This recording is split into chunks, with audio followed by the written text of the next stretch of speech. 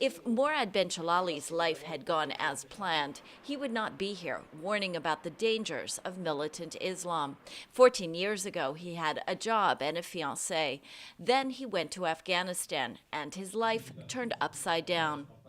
He says his older brother tricked him into thinking it was a vacation. Instead, he ended up at an al-Qaeda training camp, and a few months later, a prisoner at the U.S.-run detention camp in Guantanamo Bay.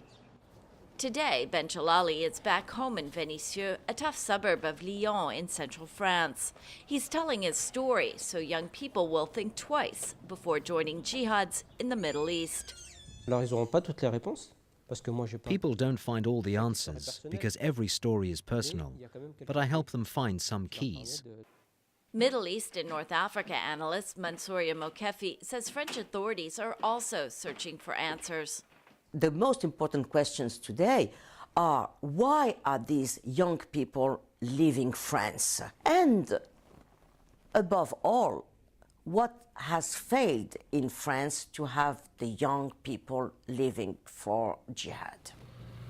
These questions are being asked across the country, but especially in places like Venissieux, where youth unemployment is high and drug dealers lurk in the shadows. It's here where Benchalali grew up and where his brother turned to radical Islam.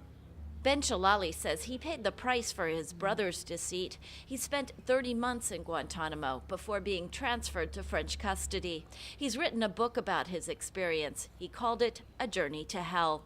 On disait de moi, à ma sortie de prison, que j'étais... I was sick of hearing that I was a terrorist, a radical Islamist. I wanted to tell the truth. I wanted to tell my own story. At first, few French were interested. That changed as fears grew about radical Islam.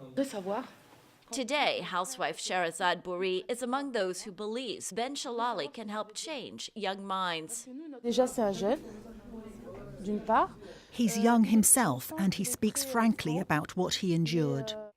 But analyst Mokefi says that while Benchalali can make a difference, he's no match for the propaganda of Islamist extremists. Yes, he can have an important role communicating, explaining, but dissuading, I'm not sure.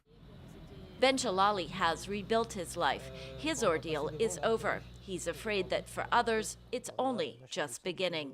Lisa Bryant for VOA News, Venissieux, France.